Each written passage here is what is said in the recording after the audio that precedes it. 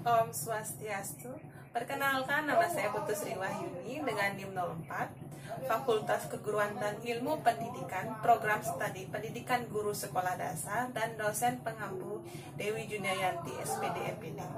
Di sini saya akan mempresentasikan dampak positif dan negatif proses pembelajaran terhadap siswa di masa pandemi COVID-19 ini. Baiklah, agar mempersingkat waktu, saya akan memulai presentasi pada hari ini. Sebelum saya membahas tentang dampak positif dan negatif terhadap proses pembelajaran di masa pandemi COVID-19 ini, saya akan mengingatkan kembali apa itu virus corona. Virus corona pertama kali muncul di kota Wuhan, Cina, tepatnya di pasar Wuhan, Cina. Di sana, para pedagang banyak sekali menjual hewan seperti kelelawar, tikus, ular, ataupun hewan reptil lainnya. Disinyalir virus corona ini menular dari binatang kelelawar tersebut, dan kebanyakan yang terindikasi terinfeksi virus corona ini adalah para konsumen dari pasar Wuhan. Berawal munculnya virus corona ini di kota Wuhan, Cina, menyebar bukan hanya ke seantero negeri tetapi ke penjuru dunia. Tidak ada satupun negara di dunia ini yang terbebas akan keganasan virus corona ini.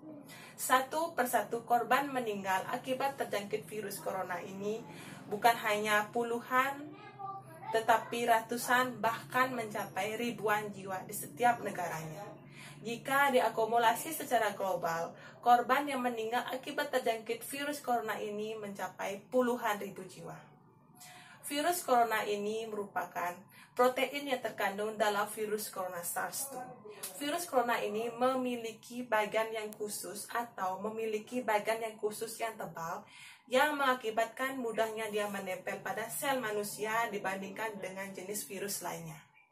Gejala utama pada virus corona ini, kebanyakan pasien akan mengalami gangguan pada sistem pernapasan, batuk, pilek, ataupun sesak napas dan demam. Virus corona dapat menyebar melalui yang pertama, kontak langsung dengan pasien, yang kedua, kontak minimal 7 hari dengan pasien, yang ketiga, menyentuh permukaan yang sudah terkontaminasi dengan pasien, yang keempat, berjabat tangan dengan pasien, dan yang terakhir yang kelima, memiliki profesi yang khusus untuk berkomunikasi secara langsung dengan pasien. Contohnya itu ada dokter ataupun perawat. Dan yang terakhir, dampak positif dan negatif proses pembelajaran terhadap siswa di masa pandemik COVID-19 ini. Yang pertama, dampak negatifnya untuk siswa. Kebanyakan siswa akan mengalami kejenuhan akan belajar dari rumah karena beban tugas yang diberikan oleh gurunya terlalu banyak. Yang kedua, terkendalanya jaringan teknologi yang memadai, terutama di daerah di pedesaan atau di pelosok di sana. Di sana susah sekali menemukan sebuah sinyal. Anak-anak di sana rela untuk naik bukit untuk mencari sebuah sinyal dan menyelesaikan tugas yang diberikan oleh gurunya tersebut.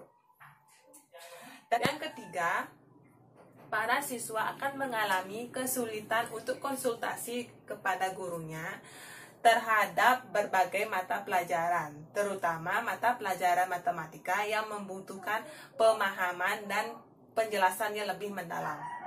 Yang keempat, ada kurang efektifnya belajar dari rumah, karena tidak semua orang tua ataupun siswa yang memiliki HP Android. Contohnya itu orang yang ada di pelosok di sana. Orang tua di sana kebanyakan hanya pekerja serabutan dan tidak mempunyai sebuah HP Android yang berbasis aplikasi untuk anaknya untuk belajar dari rumah. Maka dari itu, kegiatan daring kurang efektif untuk dilaksanakan di rumah. Yang kelima, tujuan belajar dari rumah kurang berjalan dengan baik. Maka timbullah suatu berbagai permasalahan seperti para siswa menyalahgunakan waktunya untuk belajar dari rumah dengan bermain game online. Yang keenam, untuk guru, susahnya guru menemukan metode pembelajaran yang tepat untuk siswanya di masa pandemik saat ini. Yang ketujuh, kebanyakan guru bingung saat menjelaskan materi pembelajaran kepada siswanya melalui kegiatan daring. Dampaknya, siswa susah mengerti apa yang dijelaskan oleh gurunya tersebut. Dan ada juga dampak positif dari proses pembelajaran terhadap siswa di masa pandemik COVID-19 ini. Yang pertama, guru dan siswa mendapatkan sebuah pengalaman baru tentang proses pembelajaran saat ini di masa pandemik COVID-19 ini. Yang kedua, orang tua bisa mengawasi anaknya untuk belajar dari rumah dan bisa lebih dekat terhadap anaknya. Dan yang ketiga, ada juga sekolah bisa memutus mata rantai penyebaran virus corona ini dengan tidak mengaktifkan proses pembelajaran di lingkungan sekolah dengan digantikan dengan belajar dari rumah dengan menggunakan kegiatan daring. Demikianlah presentasi dari saya. Jika ada salah kata ataupun salah ucap, saya mohon maaf. Akhir kata saya ucapkan sekian dan terima kasih. Om Santi Santi Santi Om.